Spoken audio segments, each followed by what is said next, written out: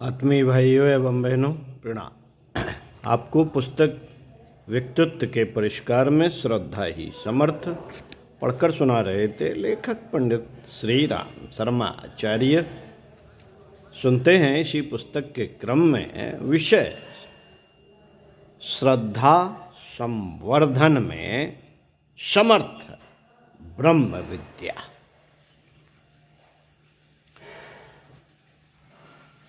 श्रद्धा संवर्धन में समर्थ ब्रह्म विद्या।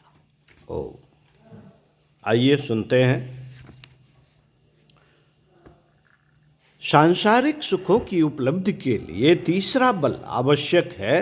धन हो तो प्रत्येक मनोवांछित वस्तु सरलता से प्राप्त कर सकते हैं।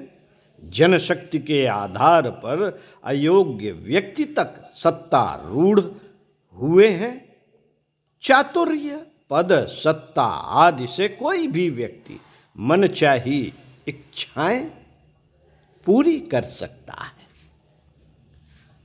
किंतु ज्ञान के अभाव में यह सारी शक्तियां लघु प्रतीत होती हैं। ज्ञान संसार का सर्वोत्तम बल है।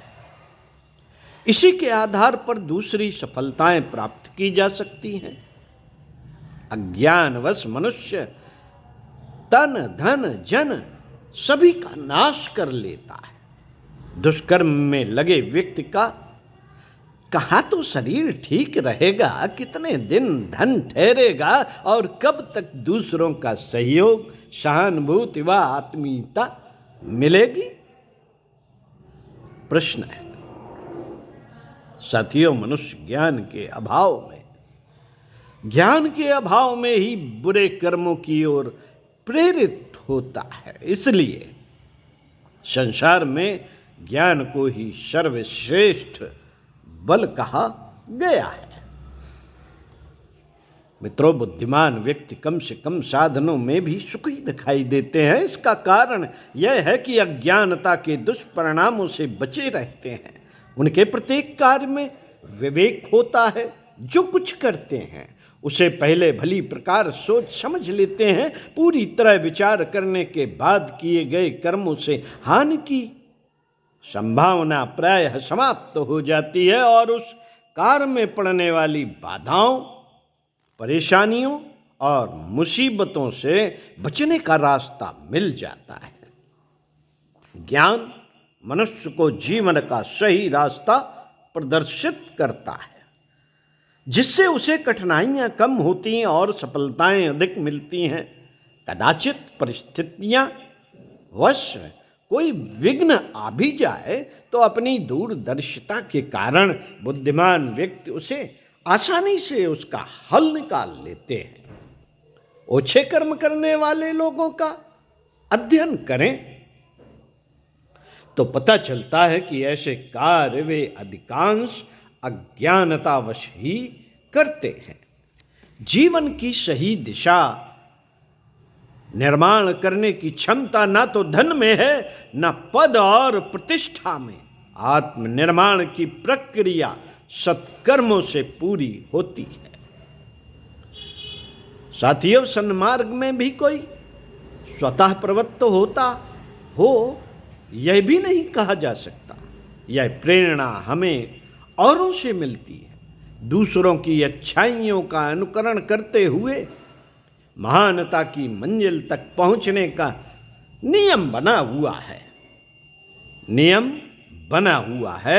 ऐसी बुद्धि किसी को मिल जाए तो उसे समझना चाहिए कि परमात्मा की उस पर बड़ी कृपा है।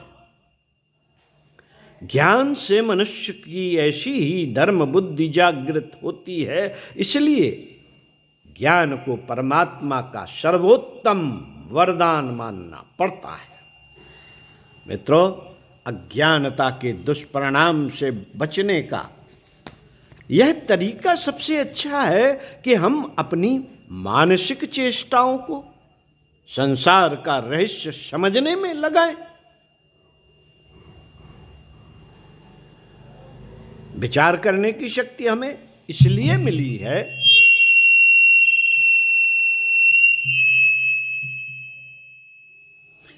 विचार करने की शक्ति हमें इसलिए मिली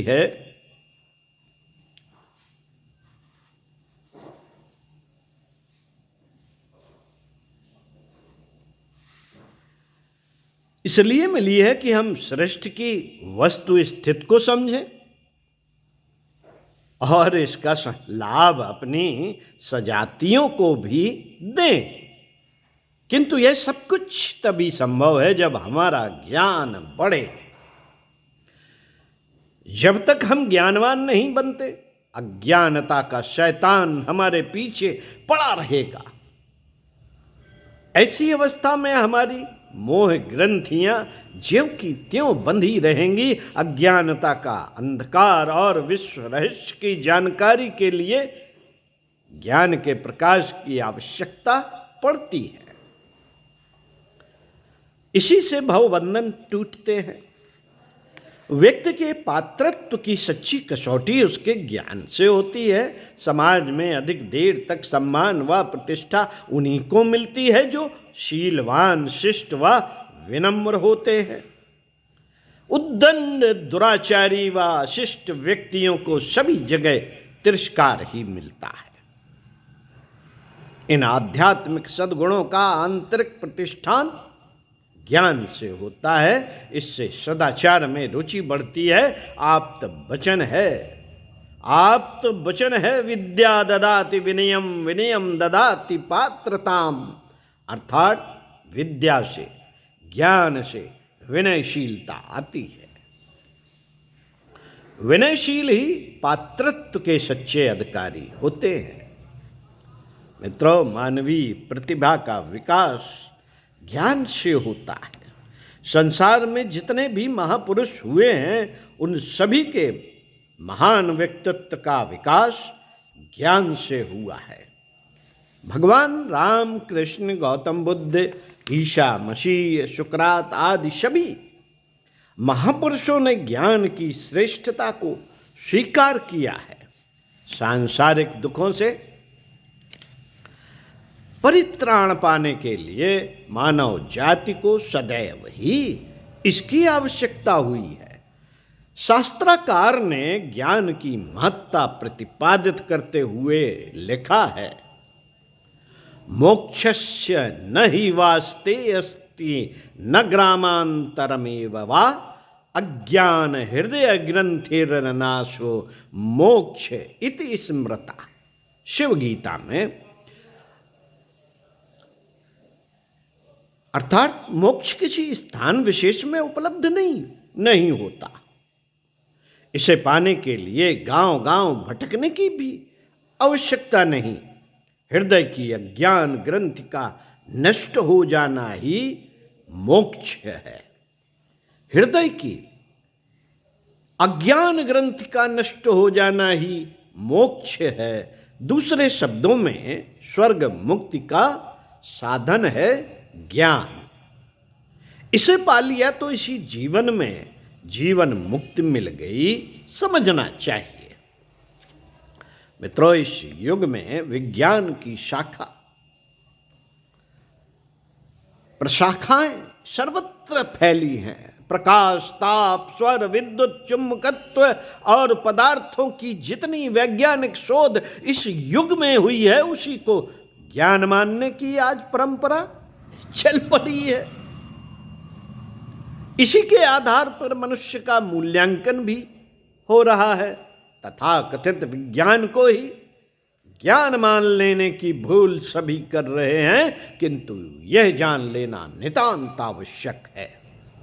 नितांत आवश्यक है कि ज्ञान बुद्धि की उस सूक्ष्म क्रियाशीलता का नाम है जो मनुष्य को सन्मार्ग की दिशा में प्रेरित करती है। विज्ञान का फल है इहलौकिक कामना पूर्ति और ज्ञान का संबंध है अंतर जगत से। ज्ञान वह है जो मनुष्य को आत्म दर्शन में लगाए। इसके लिए प्रमाद को त्याग कर विनम्र बनना पड़ता है। जो केवल अपनी ही अहंता प्रतिपादित करते रहते हैं, जिन्हें केवल अहंकार प्यारा है, वे अपने संकुचित दृष्टिकोण के कारण ज्ञान के आनंद और अनुभूति को जान नहीं पाते। छोटे से छोटा बन जाने पर ही महानता की पहचान की जा सकती है। गले के भारी ढेर पसेरियों से तौले जाते हैं। गले के भारी ढेर पसेरियों से तौले जाते हैं। कपड़ों के तान गजों से नापते हैं। अमुक स्थान कितनी दूर है मील के पत्थर बताते हैं। ऐसे ही विराट के साथ संबंध स्थापित करने के लिए, महानता से गठबंधन करने के लिए मित्रों हमें विनम्र बनना पड़ता है। भय, लज्जा और संकोच को त्याग कर तत्परता पूर्वक अपनी चेष्टाओं को उस ओर मोड़ना पड़ता है। तब कहीं ज्ञानवान बनने का सौभाग्य प्राप्त होता है। साथियों, अपने पास धन हो तो संसार की अनेकों वस्तुएं क्रय की जा सकती हैं। शारीरिक शक्ति हो तो दूसरों पर राव जमाया जा सकता है। इससे दूसरों पर शासन भी कर सकते हैं और औरों के अधिकारों का अपहरण भी कोई बलशाली कर सकता है। किंतु विद्या किसी से खरीदी नहीं जा सकती, दूसरों से छीनी भी नहीं सकते। इसके लिए एकांत में रहकर निरंतर शोध, अध्ययन और पर्यवेक्षण की आवश्यकता पड़ती है। अपनी मानसिक चेष्टाओं को सरस व मनोरंजक कार्यक्रमों से मोड़कर इसमें लगाना पड़ता है। ज्ञानार्जन एक महान तप है। इसे प्राप्त करने के लिए दृढ़ता, मनुष्यता और अध्ययनशीलता अपेक्षित है। इसे प्राप्त कर लेने के बाद खो जाने का भय नहीं रहता। मित्रों, किन्हीं बालकों में किशोरावस्था में ही अलौकिक बुद्धि क्षमता या प्रतिभा देखते हैं तो यह सोचने को विवश होना पड़ता है कि एक ही वय, स्थान व वातावरण में अनुकूल स्थिति प्राप्त होने पर भी दो बालकों की मानसिक शक्ति में यह अंतर क्यों होता है? तब यह मानना पड़ता है कि एक में पूर्व जन्मों के ज्ञान के संस्कार प्रबल होते हैं, दूसरे में छीन। भरत, ध्रुव, प्रहलाद, अभिमन्यु आदि में जन्म से ही प्रखर ज्ञान के उज्जवल संस्कार पड़े थे। जगत गुरु शंकराचार्य ने थोड़ी ही अवस्था में पूर्णता प्राप्त कर ली थी। यह उनके पिछले जन्मों के परिपक्व ज्ञान के कारण ही हुआ मानना पड़ता है। इससे इस मत की पुष्टि होती है कि चिर सहयोगियों के रूप में जन्म जन्मांतरों तक साथ रहने वाला अपना ज्ञान ही है। ज्ञान का नाश नहीं होता, वह अजर है, अमर है। सार्थक जीवन की आधारशिला ज्ञान है। बुद्धिमत्ता की सच्ची कसौटी यह है कि मनुष्य अपनी सच्ची जीवन दिशा निर्धारित करे, कुछ ना कुछ करते रहे, चाहे वह अहितकर ही क्यों ना हो। यह बात तर्क संगत प्रतीत नहीं होती। कर्म का महत्व तब है जब उसमें हमें अपना जीवन लक्ष्य प्राप्त करने में सफलता मिलती है। यह प्रक्रिया मानव जीवन में सन्मार्ग पर चलने से पूरी होती है और सन्मार्ग पर देर तक टिके रहना ज्ञान प्राप्ति से ही संभव है। साथियों, ज्ञान ही इस संसार की सर्वोपरि संपत्ति है। चिंतन मनन का विषय स्वाध्याय सत्संग का क्रम हमने आपके साथ बनाकर रखा है। इसी क्रम में अगले वीडियो में आपको पढ़कर सुनाएंगे इसी पुस्तक से आत्मिक प्रगति के लिए उत्कृष्ट शिक्षा की आवश्यकता। ओम शांति।